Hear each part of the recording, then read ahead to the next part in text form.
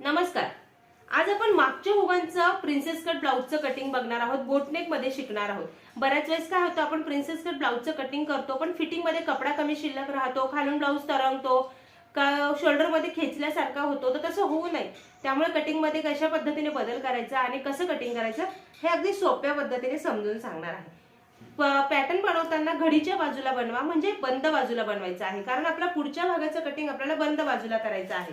मागच्या भागाचं कटिंग करताना आपण सुट्ट्या पदरांमध्ये करायचं आहे, कारण आपल्याला मागे काच बटन पट्टी, हुक पट्टी तिथे येणार आहे.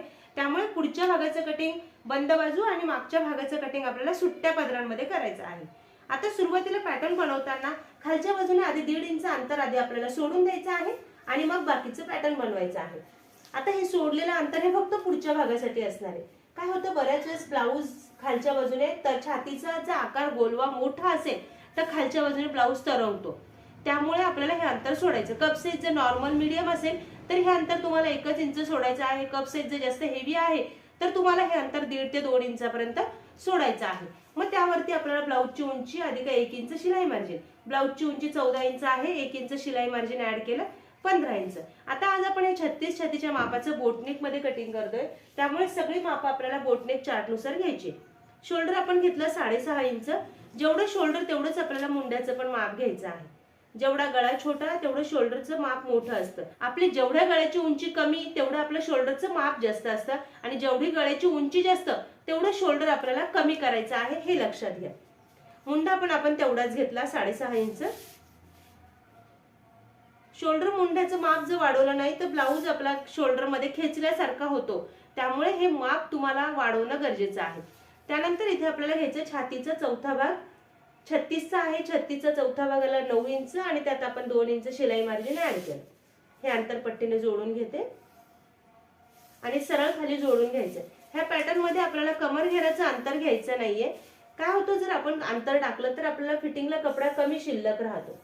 त्यामुळे पॅटर्न मध्ये कमर घेराचं अंतर कमी असो जास्त असो घेऊ नका. काय होतं, आपण हे टक्सचं कटिंग करतो, कटिंग केल्यामुळे आपल्याला कपडा कमी शिल्लक राहतो. त्यानंतर आपण इथे पुढच्या मुंड्याचा गोलाकार देणार आहोत. पुढच्या मुंड्याचा गोलाकार देताना आतल्या बाजूला इथे अर्धा इंचाचं मार्किंग करायचं.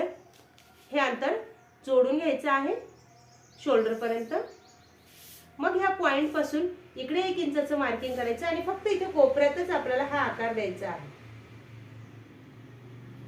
हा पॉइंट अशा पद्धतीने केल्यामुळे हे ठिकाणी ब्लाऊज आपला अगदी परफेक्ट बसतं.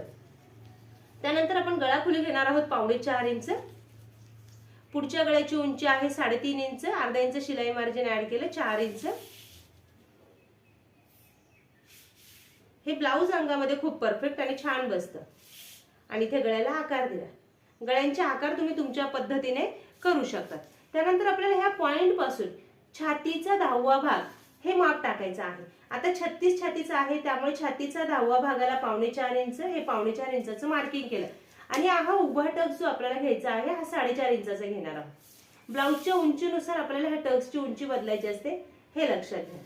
त्यानंतर ह्या टक्सचं शिवण आपण करणार आहोत 1.25 इंच, म्हणजे इकडे 1.25 इंचाचं मार्किंग केलं, इकडे 1.25 इंचाचं मार्किंग केलं. आता हा टक्स जो आहे हा आपण कटिंग करून काढून टाकणार आहोत, लक्षात घ्या.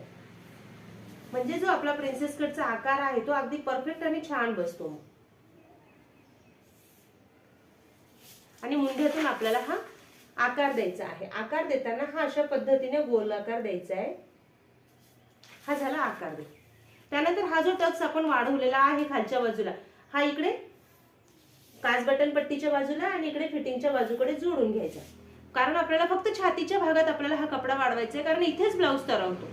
त्यामुळे फक्त छातीच्या भागात आपण हे अंतर वाढवून घेतलेलं आहे. त्यानंतर आपल्याला ज्यावेळेस आपण हे ब्लाऊज कटिंग करणार, टक्स कटिंग करणार, त्यावेळेस फिटिंगला कपडा कमी शिल्लक राहू नये. त्यामुळे इकडे पुन्हा आपल्याला 1.5 इंचाचं मार्किंग वाढवून घ्यायचं आहे आणि मुंड्यातून हे अंतर जोडून घ्यायचं. हे अंतर वाढवायला मात्र विसरायचं नाही.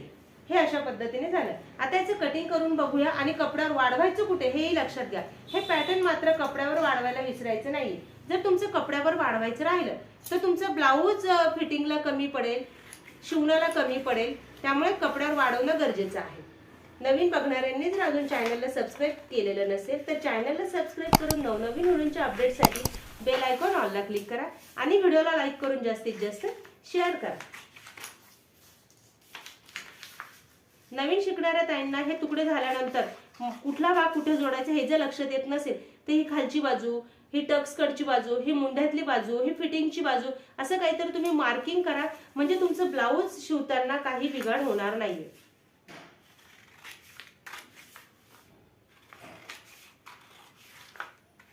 ब्लाऊज अंगामध्ये खूप सुंदर बसते.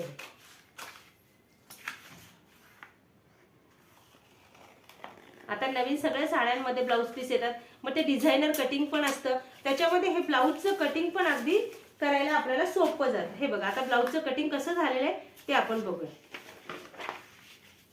या ठिकाणी जे काच बटन पट्टी येते तो आपला हा बंद भाग आलेला आहे आणि हे अशा पद्धतीने आपला हा साईडचा भाग झालेला आहे. आता हे जरी असं उंच दिसत असलं पण ज्यावेळेस आपण ह्या टक्सचं पूर्ण शिवण करतो, हा टक शिवला जातो आणि ह्या बाजूला बरोबर हा भाग सरळ येतो आणि ह्या पद्धतीने आपलं हे पॅटर्न तयार होतं.